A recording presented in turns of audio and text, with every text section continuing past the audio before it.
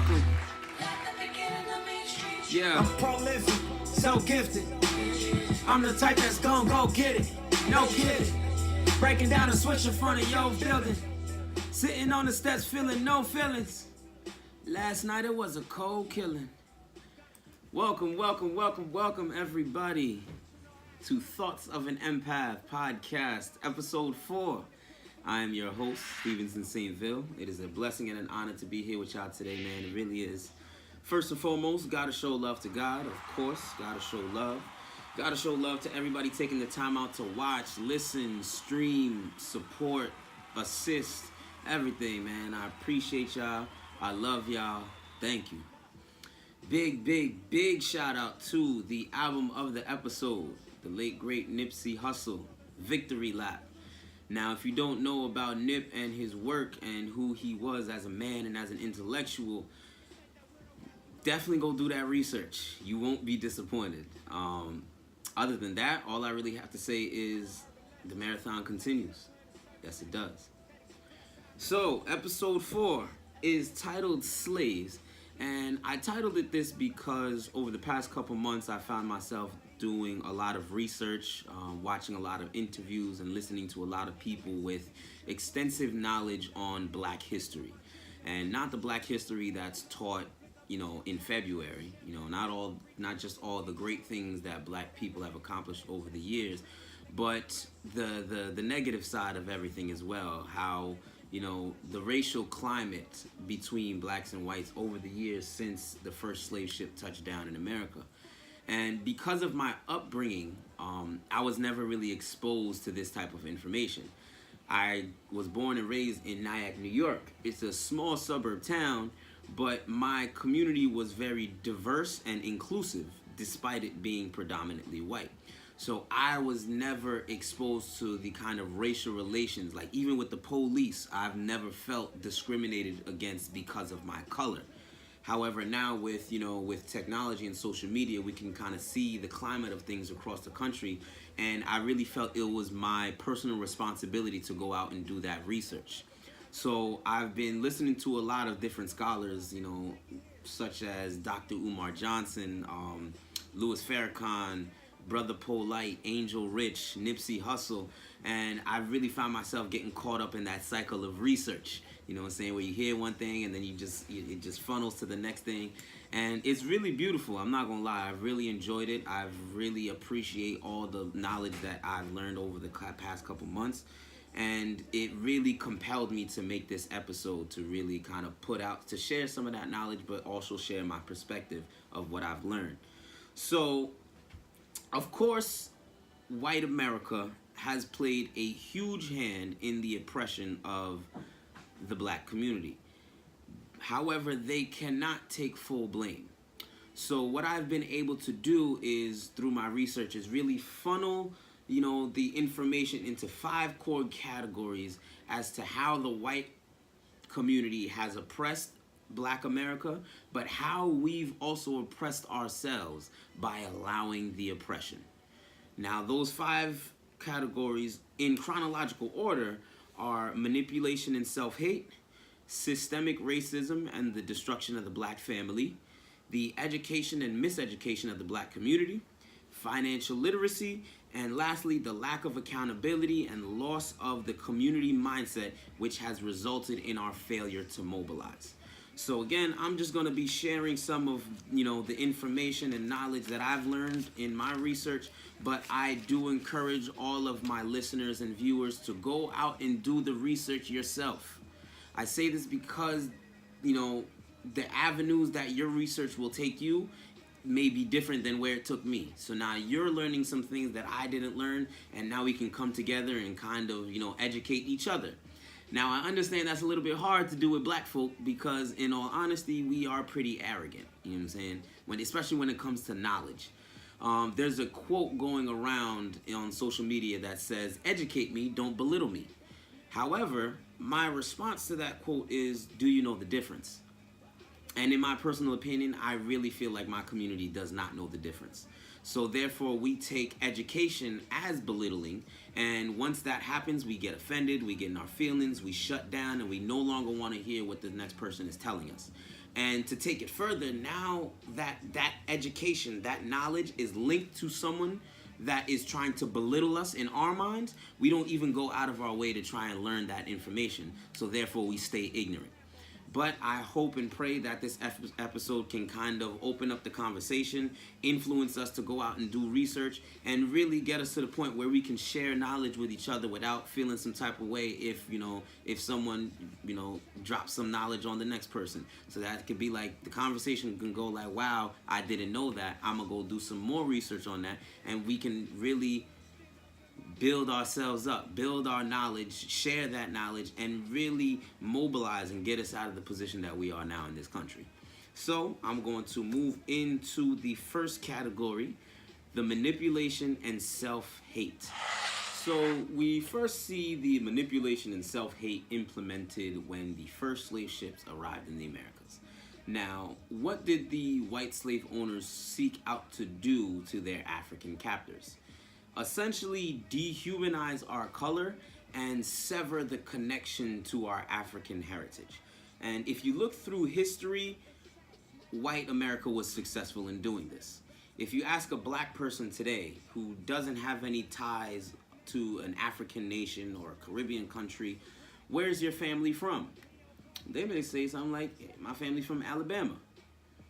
Now, history tells us that there were no black folk prior to slavery. So how does that make sense? And that just gives further evidence as to how white America was successful in severing that connection. If you look at a lot of prominent black figures in society today, not many of them have African last names. In fact, a lot of them have common black last names, which also happen to be common white last names. So it's like, where does that blending occur? How does that happen back in the slavery days? So again, they sought out to beat the black out of us, and they were successful in doing that through generations and generations of slavery. Now, next, there is a famous slave master by the name of Willie Lynch. Some of y'all may know of him, some of y'all may not. I ain't learned about him until about a month ago. Now, he was a slave master in the Caribbean, and he saw that, American slave owners were having trouble containing and maintaining their slaves because we kept revolting and we kept fighting back. Damn Skippy. So what he came up and did was like, yo, fellas, I see y'all having some trouble with y'all slaves, so what I'm going to do for you is give you a foolproof plan on how to contain and maintain your slaves for the next 300 years. And the plan was pretty simple. Devise demographics to implement into the black community, into the slave community, and basically instill hate so that we are influenced to fight amongst each other. So now you have the men fighting against the women. You have the light skins fighting against the dark skin. You have the old fighting against the young. And what this does is creates the first division within the black community. And it also instills a faith in white America for survival and an optimal lifestyle. So that's where you see the emergence of coons, essentially. Black folk who feel that, it's only through our white slave masters that we can have a better life. If Charlemagne, he had made reference to a famous slave in South Carolina, in Charleston. I forget the slave's name, but what he did was, he was like, okay, I'm not getting nowhere trying to negotiate and talk to these white folk for the betterment of my people. What I'm going to do is organize the slave revolt. The slave revolt was organized. The plan was set, the time was right, and the people were ready to move. The night before the slave revolt happens, one dumb he went out and snitched to the slave master, which led to everybody getting arrested and everybody getting killed the night before the slave revolt happened. So you can see how, we've allowed, our community mindset to be whitewashed into a crabs in a barrel mindset, where if one or the collective of us starts to make it out of the barrel, there's always going to be that one coon that pulls us all back down. And that is still very, very prevalent all the way up till today. So we do have to take some sort of ownership for that, because we need to hold each other accountable and we need to hold each other responsible for staying connected to your community. We have done nothing to promote a community mindset. We have done nothing to hold others accountable in maintaining that community mindset, which is a very big reason as to why we are the way we are today. So next we move into systemic racism. And I do have to make a confession. When I first was drawing up the script and, putting all the information together, I had a star on systemic racism because I initially felt that this is the one category in which Black America takes zero blame.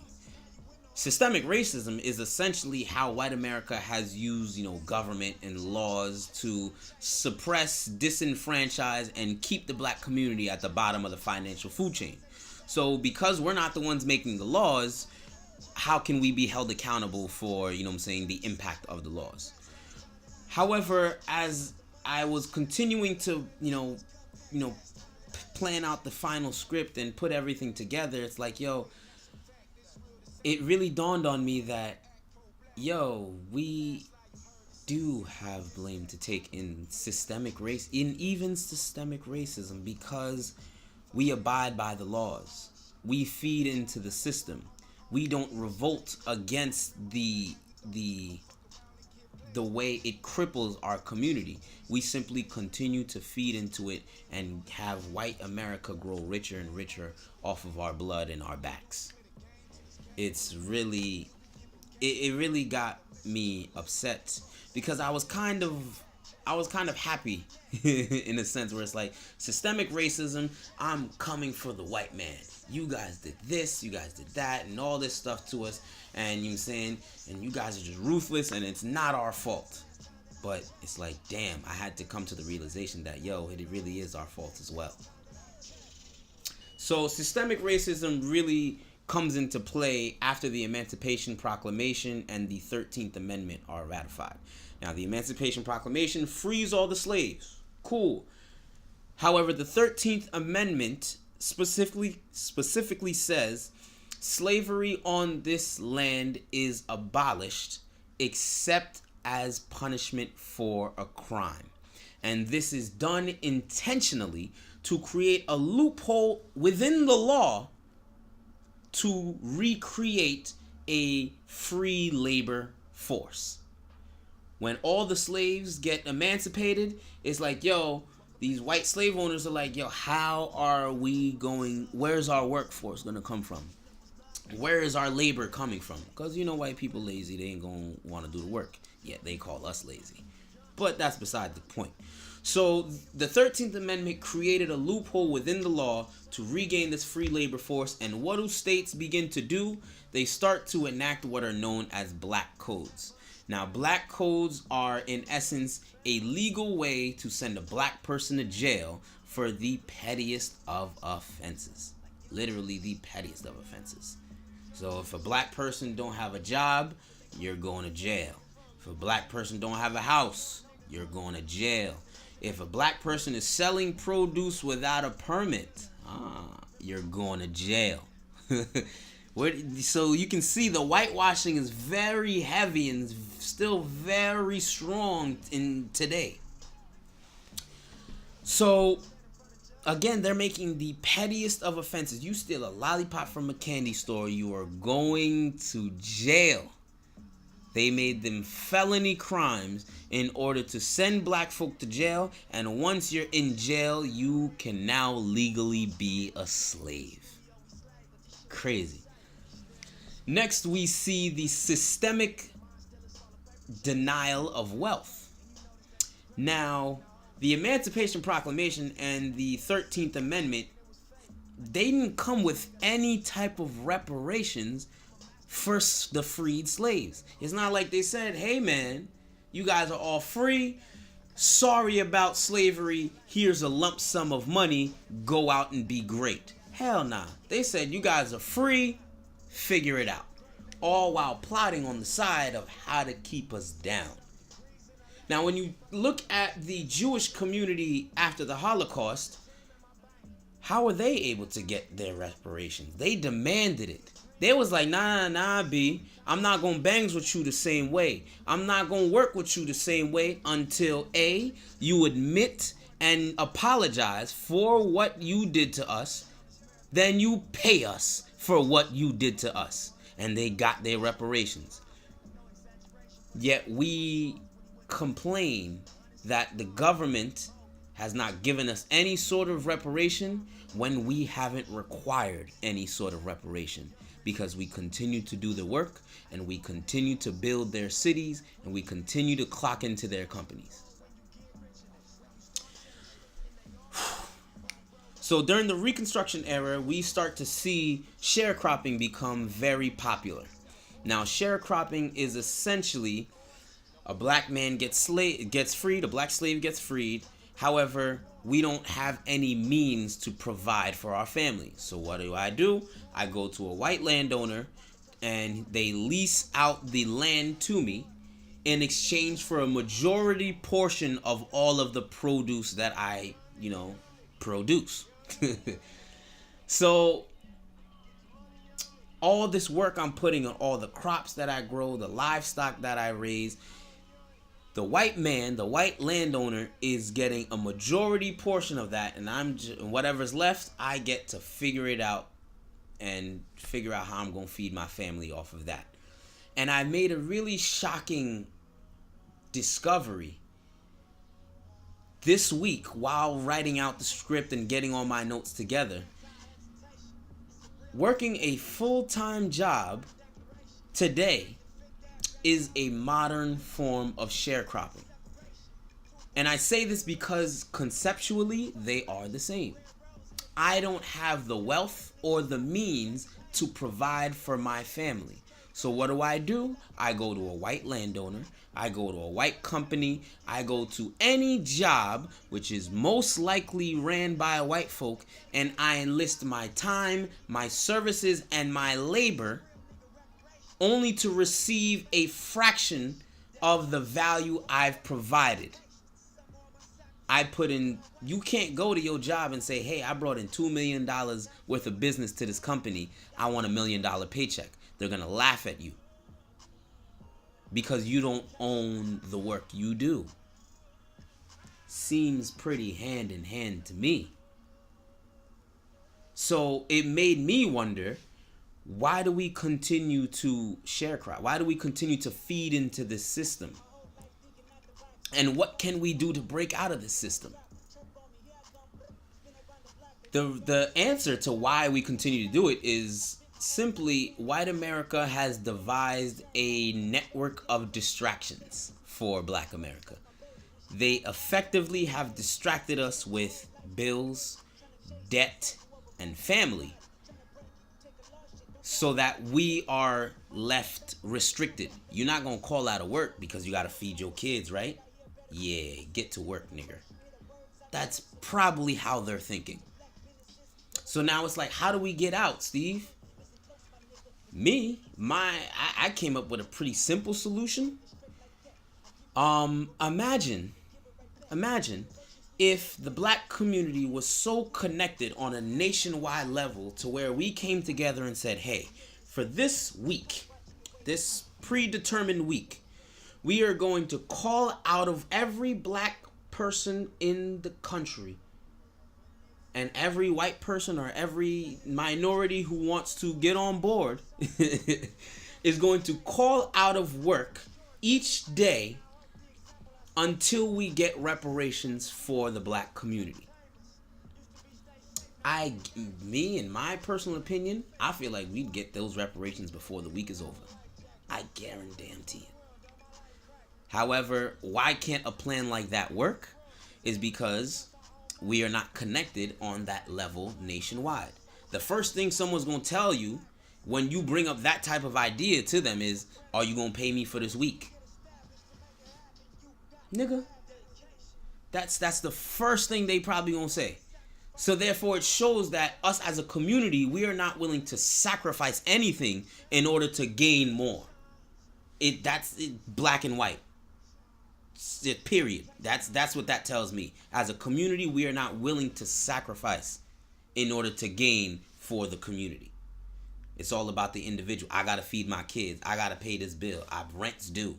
You gonna pay me for this week of work that you suggesting I miss casually? I don't know what else to say after that.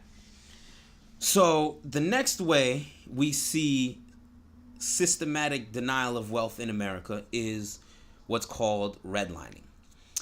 Now, if you didn't know this, it is a wide known fact that home ownership is the most direct avenue to generational wealth. Keyword: generational wealth. So what did white banks do? They pulled up a map and they started to outline black communities in red marker, which is why it's called redlining. And anytime someone came to their bank who was from one of these communities to request a loan for a house or a business or whatever it may be, they would deny the loan. And on the flip side, what white banks started to do was what's known as predatory lending. What they would do, using the exact same map, they would go into these black communities and they would offer black folks loans. However, the terms of the loans were so disgusting that it would, in effect, strip wealth from the community as opposed to implementing wealth into the community through the loan. It's ruthless but genius, as Jay-Z put it. So it's pretty safe to say that white America will never finance black empowerment because simply they profit off of our struggle. Next, we see the destruction of the black family. So, all the systemic denial of wealth that's taken place all through the years. And we start to see the destruction of the black family around the time of the civil rights movement and integration. So what first begins to happen after integration kicks in, and Dr. King, he warned us about this, we start to see the deindustrialization of the black community. They start shutting down the factories in the black communities. They start canceling vocational and agricultural programs in black high schools. So we're not learning how to use our hands, and therefore we're not learning how to create and build anything for ourselves. So now black men and women are literally stuck here like, well, I don't know what to do with my hands now because you guys took everything away from us. White America, what do? They say, word, you need something to do with your hands? We're going to give you something to do with your hands. Insert the crack epidemic of the 80s. So the crack epidemic, which was facilitated by the CIA, this is common knowledge, and yet there's still no formal apology for this, people.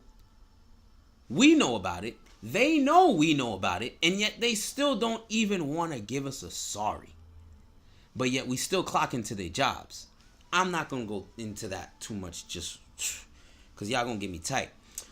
So the crack epidemic, the war on drugs, and we see the mass incarceration of the black man. After they implement crack into our communities, your parents is doing one or two things. They either selling it or smoking it. And the police don't give a damn about whichever one you're doing. You're going to jail.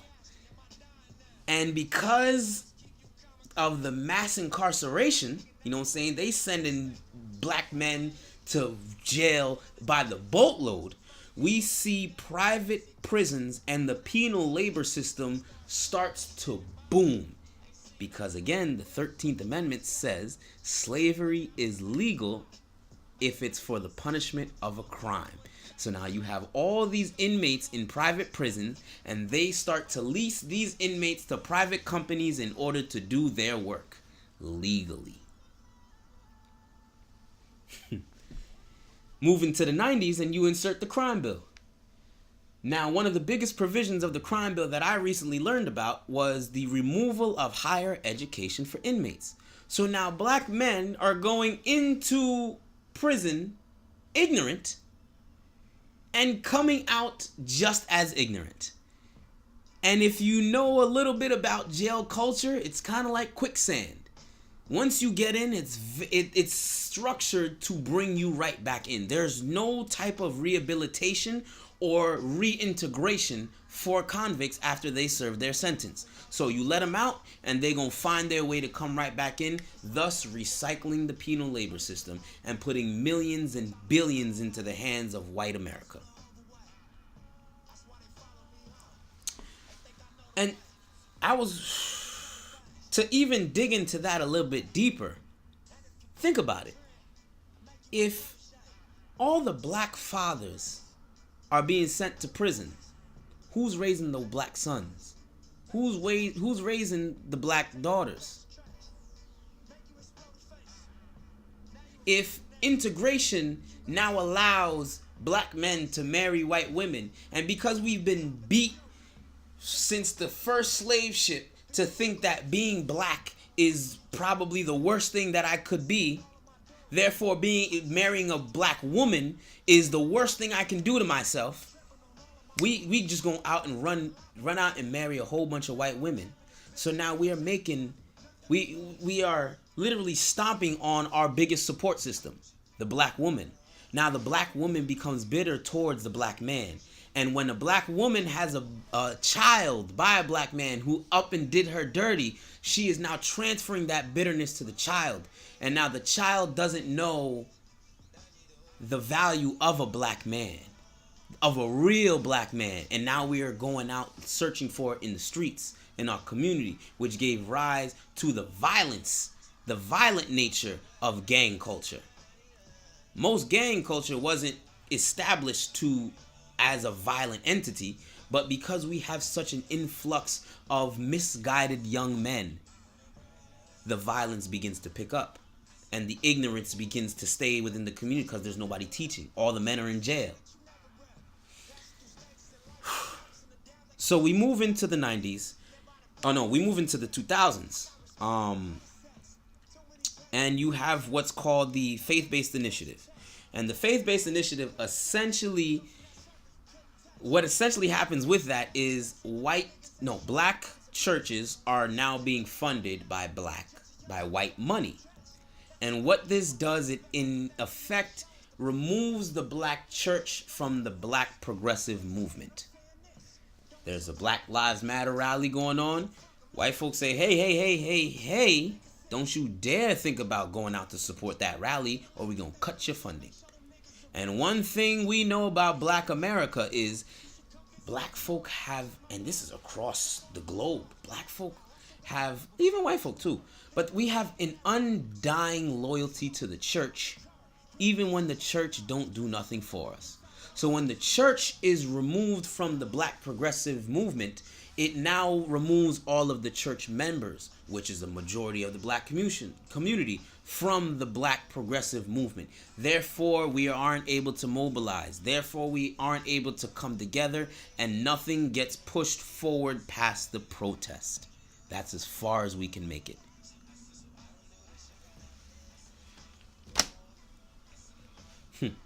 Ruthless, but genius. Now we move into category 3, which is the education and the miseducation of the black community. Now, after the removal of these vocational and agricultural skills programs, the curriculum in high school becomes universally based around white history, math, and science. That's it. So, and I relate to this personally because my school district, the school district I went to for elementary, middle school, high school, was very well funded. You know what I'm saying? So we had the resources, we had the fields, we had the tools, we had the textbooks, we had the teachers, you know what I'm saying? We had all these things that a strong school district should have, all the funding and all the resources. However, the curriculum did not instill any type of black heritage or black pride within me. And that's why I say I was so sheltered from the relations of the racial climate outside of my community, because I just didn't know better. They wasn't teaching me in school. They wasn't giving me any reason to believe that these type of things were actually happening. And when February came around, you got your Black History Month, and we talk about all the good things that black people do. However, for the rest of the year, it's the same stuff. White history, math, science. White history, math, science. So what I came to realize from having conversations with people who came from districts that weren't as funded, we have the same level of ignorance. So who's really privileged? Sometimes those lower funded districts have more of a connection to black history and black culture because it's black educators. However, you have a well-funded school district with majority white teachers, you know what I'm saying? They can't instill that in me. It's very hard for them to instill that in me. And because the curriculum be tricking them, they're not teaching us nothing of substance. So, and that in itself creates another demographic within the black community for us to fight each other. Oh, you went to a suburb school district. You went to an urban school district. Oh, you must have been privileged. Nah, and this, that. And now we have city versus suburb beef. When it's like, yo, across the board, they teaching us the same things. Nothing. So we move into next we move into the system that was implemented known as higher education, aka college. So what began to happen was quality jobs began requiring these things called degrees. And the only way to get a degree is to go to college. So this system, this plan, effectively funneled students from high school into college. However, because of the cost of college, most black people couldn't afford it, which is what they wanted. They're not trying to send black people to college. They're trying to send white people to college because they know white people most likely have white wealth to afford this higher education and to now earn this degree so that they can be hired to these high-profile jobs. However, the government, they're like, well, even though we've created this for the white advancement, we can still profit off of black people. So what do we start doing?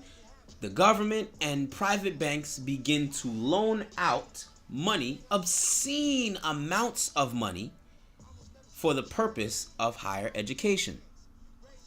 Solely for the purpose of higher education. So now as more black people start to earn degrees, the white system begins to create a new standard. First it's the associate's degree, then it's the bachelor's degree, then it's the master's, then it's your doctorate, and then up and up. And each new level comes with a higher price tag. And this creates a win-win situation for white America. Because one of two things is going to happen.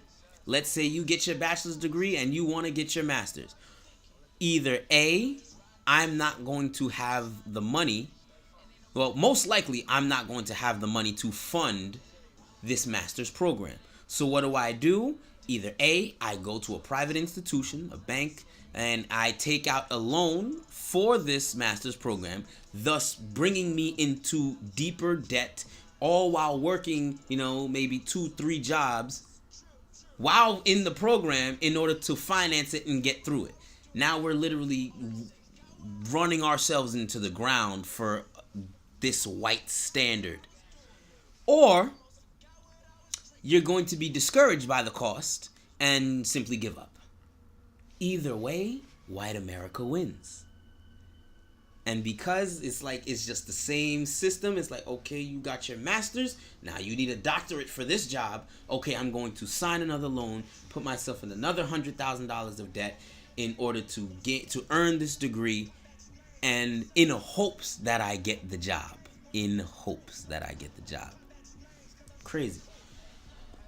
So because the standard of excellence that is adopted in Black America is white owned, our miseducation continues to recycle. We keep pushing our kids to either go to college or give up, therefore not providing them any other avenues of how to create and build wealth. You gotta go to school. You gotta go to school. You gotta go to school. And that's very and again, this is Black culture across the globe. Quick shout out, quick announcement. In episode 2, I said that I was working towards, finishing my degree last semester. I finished, guys. Thank you. I think I made this announcement. I think I finished it. However, my degree came in this week. Came in 2 days ago. And I showed my mom, like, yo, Mom, here you go. Here's your degree. And she's celebrating and all that good stuff. And the first thing she says to me is, so when you getting the master's? Nigga, you gonna pay for that? I don't even need a master's. And thinking back on it now, it's like, as much fun as I had in college, as much memories and as much great people I met in college, I wouldn't trade them for the world. Yes. But if I could go back and redo it, I probably wouldn't go to college. Because the business that I'm growing for myself now, for those that don't know, I have established a full-service digital marketing business called Empath Marketing. You can go visit us at empathmarketing.net. If you have a business, whether you're just starting or you're a little bit established and you want to grow your online presence, reach out to me. I can help you. I'm doing free marketing consultations so we can sit down, break down where your company's at, and see how I can help you out. So again, the website is empathmarketing.net. Now, that business that I'm building for myself doesn't require a degree from me. It does not require me getting a degree. The nonprofit organization that is Thoughts of an Empath doesn't require a bachelor's in marketing from me. So it's like all the things that I'm currently working on to make a better situation for myself don't require this piece of paper that cost me $50,000, $60,000, $70,000 worth of debt. And if I could go back, you think I'd do it again? Probably not. However, I wasn't given the knowledge that there are different avenues to accumulate and grow wealth. And that's mainly because our parents didn't have that type of knowledge. Whether Black, whether African, whether Caribbean, whether Latino, we didn't have that knowledge that this is how America works. Because they made sure not to teach us this. And they made sure to, hype up the effect of college and degrees so much to the point that we ignore the vocational programs that are a fraction of the cost of college but can help you build just as much wealth as a corporate CEO. We consciously ignore these programs and send our kids and sign loans for $100,000, $200,000, $300,000 for education. Meanwhile, I can't even get a $10,000 business loan from a bank.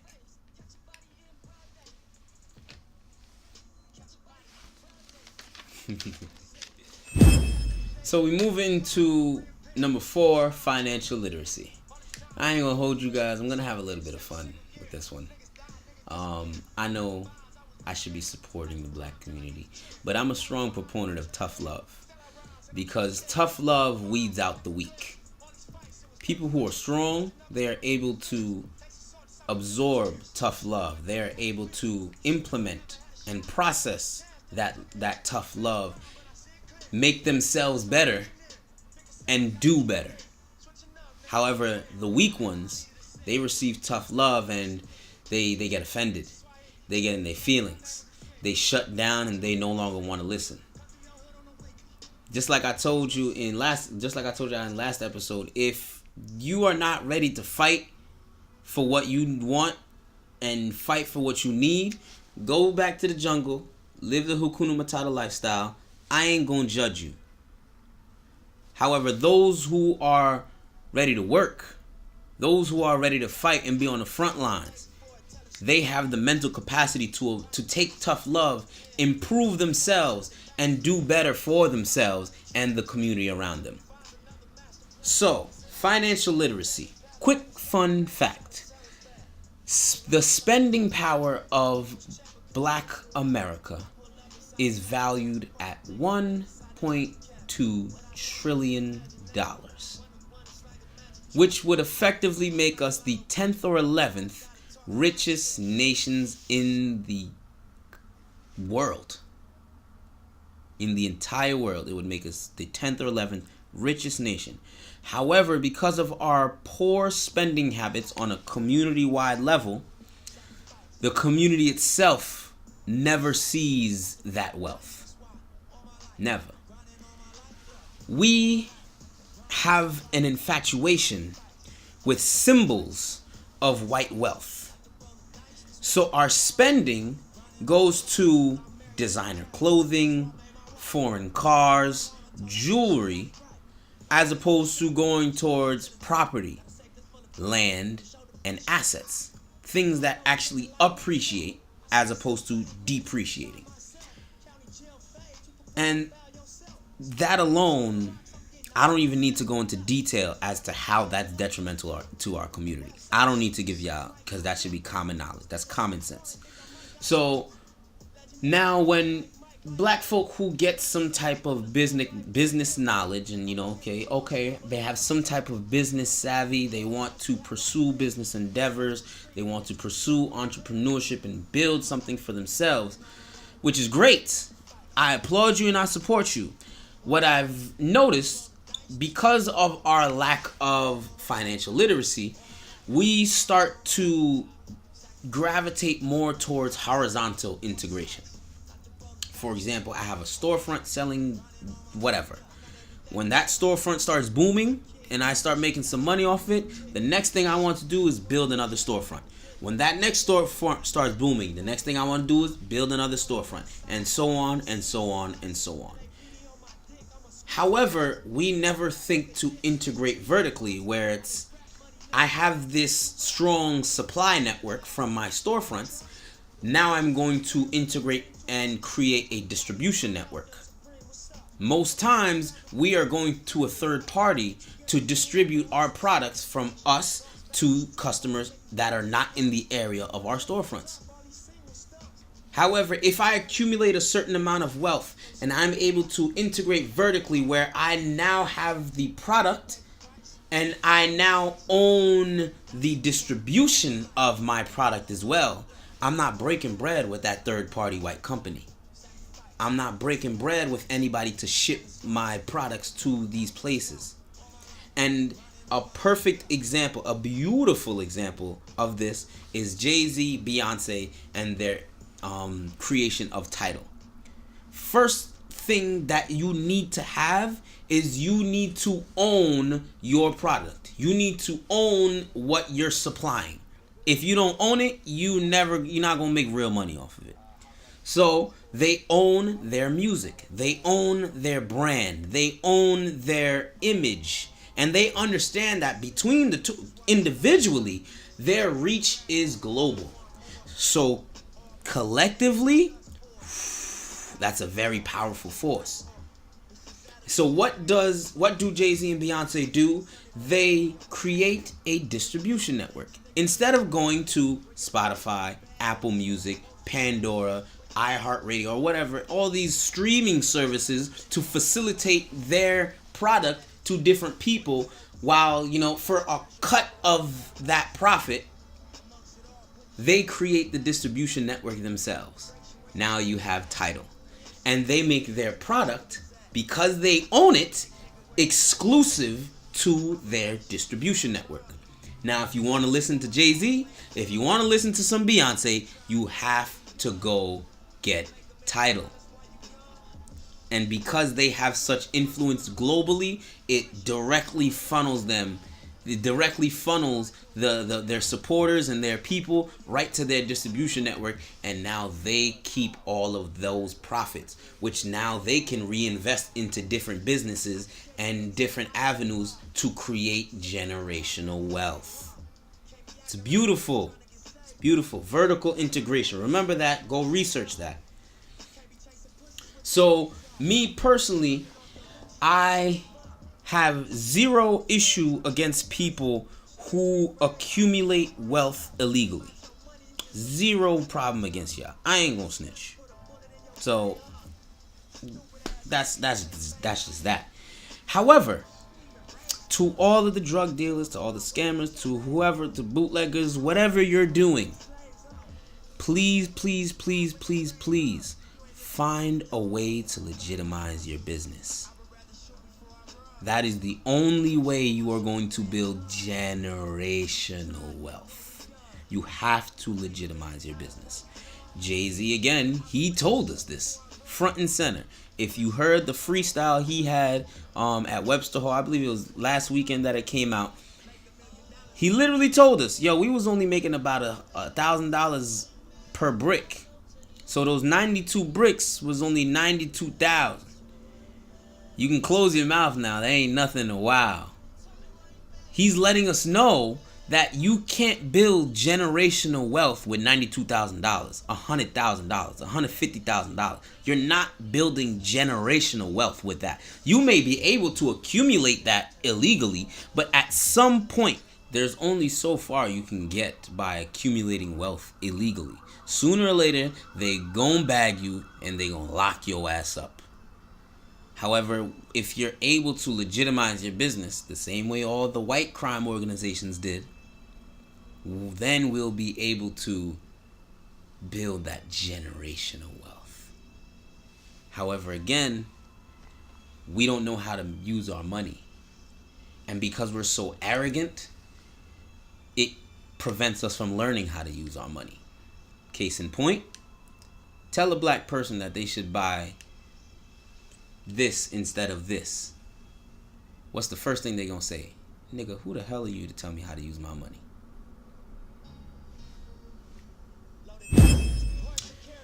Last but definitely not least, if anything, the most importantly, we move into category 5, accountability and the loss of the community mindset, which has resulted in our failure to mobilize. Now, do me a favor, people, let's use our imaginations for a little bit. Imagine if everybody who was at the Rock Nation brunch pooled their money together to create a nationwide system of black-owned banks. How powerful would that be for our community? Imagine if every professional athlete in the NBA, the NFL, the NHL, the MLB pooled their money together, bought land throughout the country, and established a nationwide network of black-owned agricultural and vocational schools and farms, where young black kids or old black people can come in, learn how to grow crops, learn how to raise livestock, learn how to use their hands, and find a job right on the farm after they finish, after they graduate the program. How powerful would that be for our community? That's fresh produce, baby. Black owned. Imagine if every successful black entrepreneur pooled their money together to create a nationwide black-owned logistics and distribution network to get the fresh produce from the black-owned farms straight to the black-owned grocery stores. How powerful would that be for our community? To assist the young entrepreneur with getting her handmade product that she makes at her crib from her to her customers across the country at a fair price. How powerful would that be for our community? However, the general sentiment is that no one makes it their personal responsibility. No one takes personal accountability for the advancement of our community. We've allowed capitalism to whitewash our community mindset. And it's no secret that capitalism is based on self. It's very obvious. How is it obvious? Because white people don't help rich white people don't help poor white people. They leave us in the same mess and nasty situations that they put us in. If capitalism was community based, there'd be no poor white people. They would have been uplifting white folk for centuries. And Martin Luther King recognized this, which is why he says, I fear I may have integrated my people into a burning building. Because without a doubt, white America is a burning building. Without a doubt. And by integrating us into that building, he essentially, but inadvertently, set us up to be oppressed even further. Because white America will consume itself if it doesn't have someone to oppress. And the only thing keeping the building of white America from being swept up in a burning blaze is the piles and piles and piles of black bodies lined up to slow it down.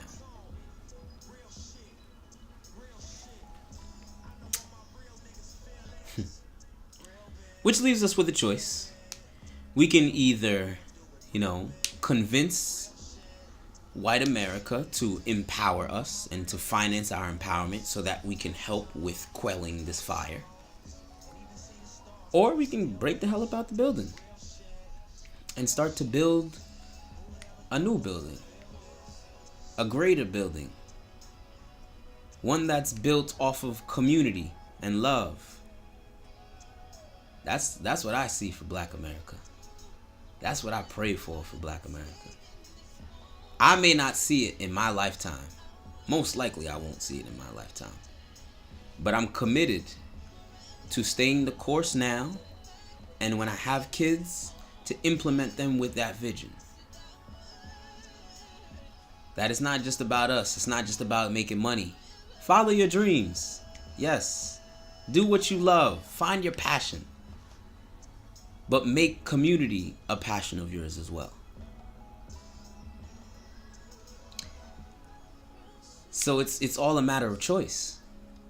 Whether we want to choose to spread the love or choose to stay in the same situation.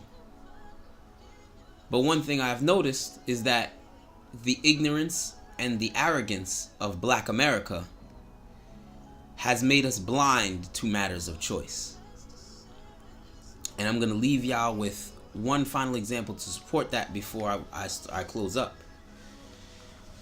I think it was either last year or the year before, Kanye West went on TMZ and said, we were enslaved for 300, 400 years. That sounds like a choice to me. Black America went off. Kanye ain't. He's Uncle Tom. He's a sellout. We're canceling Kanye. Someone shut him up. He's crazy. He's ignorant. He doesn't know what he's talking about.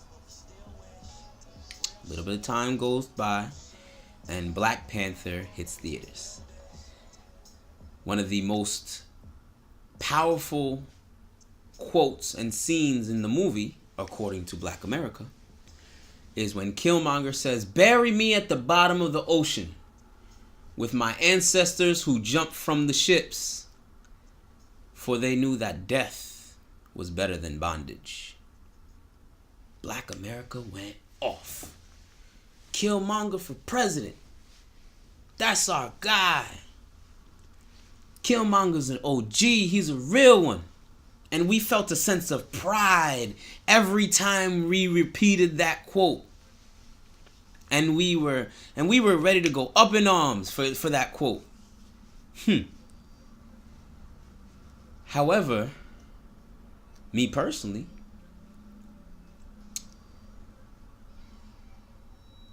I feel like they said the exact same thing from two different perspectives. No, I don't feel it. I know. They said the exact same thing from two different perspectives. Kanye simply said slavery was a choice, and I question those who chose slavery. Killmonger said slavery was a choice, and I praise those who chose death. Yet, as a community, we can't even see the similarities between the two. To this day, we are still willing to argue that Kanye is ignorant and, he's foolish to even remotely say that slavery was a choice, when in fact it was. Don't get me wrong, I don't condemn or question those who chose slavery. However, I understand that the choice was always there. There is always a choice. Nothing is ever out of our power. But choices only make a difference on a community level when the community as a whole makes the same choice. I love you guys. And I really want to see us win. But we have to choose to win. And this is a challenge to each generation. To the generation before mine, I fall into the millennials generation. To the generation before mine, my challenge to you is to take accountability for the ignorance. Because my generation and the generation after, we need to hear it. We need to hear that we've been led astray. We need to hear it. Because there will never be any type of reconciliation between the generations if that's not established. The older generation needs to understand that, hey, this is what we were taught, and we were taught wrong. So therefore, we inadvertently taught you guys wrong, and we're sorry. The millennials generation, the challenge is to use this newfound resource we have called the internet. What makes us the most important generation is that we're a bridge. And the only reason we're a bridge is because of the implementation of technology. The internet boomed in 2000. So we know life before the internet. And we've seen the capabilities of technology over the 19 years after. Which is why we don't want to work 9 to 5s and work till we're 65 and all that good stuff. I support you. So use the internet to learn. We have an unlimited amount of information at our fingertips, ladies and gentlemen. Let's use it. Let's leverage it. And let's teach. Let's teach the old and the young. Because again, we have to bridge that gap in order for our community to move forward. And to the younger generation, my challenge to you is to have patience. To have the patience to learn from those older than you that are implementing these ideals into you. To have the patience to understand that America's not going to change in one day. To have the patience to understand that you guys have the gift of youth. And therefore, you have something that nobody older than you has. You have time. You have the time. And if you use that time wisely, you'll be able to leave a much better country for your kids than that was left for us. Again, I love you guys. I appreciate y'all. Remember, do the research, come back, comment, come back, share whatever information y'all have. And I'll see y'all next time, baby. I hope you have an amazing, blessed day. Hopefully it gets a little bit warmer out, so this weather's been getting me tight, no lie. But Enjoy it, ladies and gentlemen.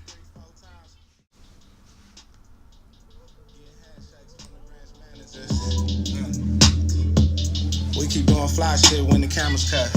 Double up, yeah. 3 or 4 times, I ain't telling no lies, I just run it up. Never let a hard time humble us.